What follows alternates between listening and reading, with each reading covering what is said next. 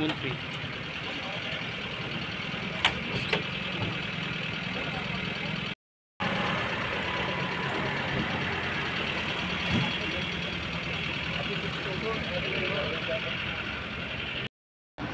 দাঁড়ান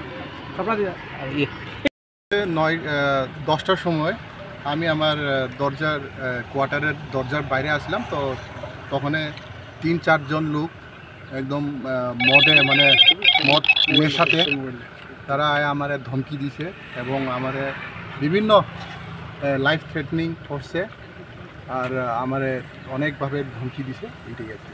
ওরা ভিতরে ঢুকলো কীভাবে এটা আমি কইতে পারতাম না, বাট আই থিঙ্ক তারা একজনের কাছে মনে আইছে, আমার যে উপরের কোয়ার্টার তাই না, এখানে মনে আইছে। কার কাছে এটা?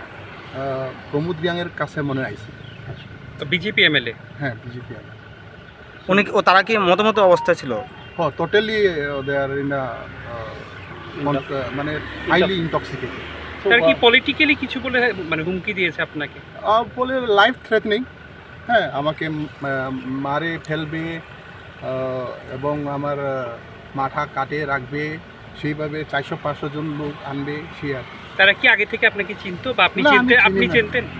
না না না। কয়জন ছিল তারা? 3 জন, একজন নিচে আসছিল। তাহলে হঠাৎ করে আপনার উপরে এখানে ওরা এইভাবে আমি এটা বলতে পারবো না কিভাবে হঠাৎ এটা। আমি তো আমার ফ্যামিলি ম্যাটারে একটু বাইরে কথা কইতেছিলাম, তখন হঠাৎ তারা কোনখান থেকে আইলো, দেখা গেল, পরে জানা গেল এটা প্রমোদ রিয়াংয়ের কাহিনী থেকে আইছে। তারপরে এই আর কি। তারা কি জনজাতি অংশের ছিল? এখানে বহুত আছে, জনজাতিও আছে, নন জনজাতি। প্রমোদ রিয়াংয়ের সঙ্গে কি এরপরে আপনার কথা হয়েছে? না না, তাইনের সাথে আমার কোনো কথা। এটা তো ল্যাবস তো দেখা গেছে। এখানে হোস্টেলে আমরা 2 জন আমাদের সম্মানিত মিনিস্টার আছেন সেখানে, এবং আমরা যারা এমএলএ ওনারাও এখানে থাকেন। কিন্তু দেখা গেছে যে এখানে কে আছে কে নাই সেটা রেজিস্ট্রেশন হয় না। এখানে কার গাড়ি এসে ঢুকে সেটাও রেজিস্ট্রেশন হয় না। সেখানে আপনার বাইক, স্কুটি এগুলোও আছে। আর সবচেয়ে বিপদ হলো এমএলএ হোস্টেলে আপনার সেখানে সিনেমার শুটিং হয়েছে। হ্যাঁ, সিনেমার শুটিং হয়েছে, তারপরে এখানে গাড়ি পার্কিং করে চলে যায়। অনেক সময় এখানে বসে আড্ডা মারে বাইরের লোকগুলি, এগুলি আমাদের সব অপরিচিত লোক। সুতরাং আমি বলবো যে এখানে নিরাপত্তাটা জোরদার করা হোক, এবং আজকে মাননীয় আমাদের মুখ্যমন্ত্রী মহোদয় তিনি আমাদেরকে আশ্বস্ত করেছেন যে এখানে জোরদার নিরাপত্তা করা হবে, এবং ডিজি এবং আইজিপি উনি ল অ্যান্ড অর্ডার উনিও আছেন, আমার সঙ্গে কথা বলেছেন। আমাদের সবার সঙ্গে আলোচনা হয়েছে যে ওনারাও এই বিষয়টা সিরিয়াসলি দেখতেছে। ঠিক আছে।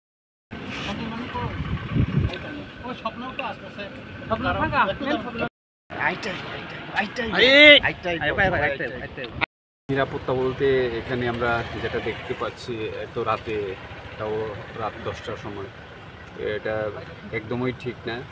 এইসব ডিসপিউট হওয়া খুবই দুর্ভাগ্যজনক বলে আমি মনে করি।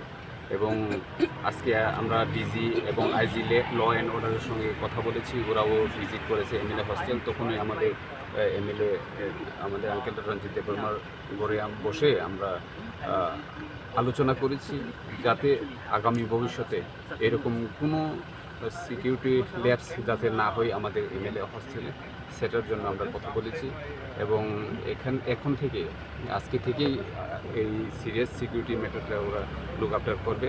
এখানে আইজি ল অ্যান্ড অর্ডার যেহেতু আছেন, উনিও আমাদেরকে এসিউরেন্স করেছে যে সিকিউরিটির ম্যাটারে আর কোনো প্রবলেম হবে না। মুখ্যমন্ত্রীর কাছে কি বলেছেন এবং মুখ্যমন্ত্রী রিপ্লাইতে কি বলেন? মুখ্যমন্ত্রীর কাছে আমরা যেটা ডিজি সাহেবকে বলেছি, আমাদের সিকিউরিটির ম্যাটারটা ওটাই ওনাকেও বলেছি যে এরকম ঘটনা খুবই দুর্ভাগ্যজনক যে একটা এমএলএ হোস্টেল প্রোটেক্টেড এরিয়াতে কীভাবে এত রাতে সাধারণ জনগণ ঢুকে এভাবে এমএলএর সঙ্গে লাইভ থ্রেটেনিং দিতে পারে, এই কোয়েশ্চেনটাই আমরা ওনাকে করেছি। এবং উনিও অ্যাসুরেন্স দিয়েছেন যে উনি দেখবেন যে কীভাবে এটা হয়েছে এবং আইনের পথেই চলবে, উনি ওই কথাটা আমাদেরকে অ্যাসুরেন্স দিয়েছে। শাসক দলের শরিক বিধায়ক হওয়া সত্ত্বেও মূল শরিকের বিধায়কের রুম থেকে বেরিয়ে আক্রমণ আপনাদের উপর, সামনে এডিসি নির্বাচন, বিষয়টা কীভাবে দেখছেন? এখানে শুধু আমাদের শারীরিক দল অথবা এটা কোন দলের এমএলএর বিষয় না, প্রত্যেকটা এমএলএ লাইফ থ্রেটেনিং বলে আমরা মনে করি। যেভাবে আমাদের ফিলিপ কুমার রিয়াং এমএলএ সাহেবকে যে থ্রেটেনিং দিয়েছে, এটা শুধু ফিলিপ কুমার দেববর্মা রিয়াংকে নয়, এটা পুরো এমএলএকেই থ্রেটিং দিয়েছে। এটা কোন দলের এমএলএ না, অল এমএলএস। ত্রিপুরার একদম খুবই তলানিতে বলে আমরা মনে করব। এটা যদি আমরা সামনের দিনে কারেকশন যদি করা না হয়, তাহলে আমরা ভবিষ্যতে ল অ্যান্ড অর্ডার নিয়ে আমরা অবশ্যই বিধানসভায় যদি প্রয়োজন হয় আমরা প্রশ্ন তুলব।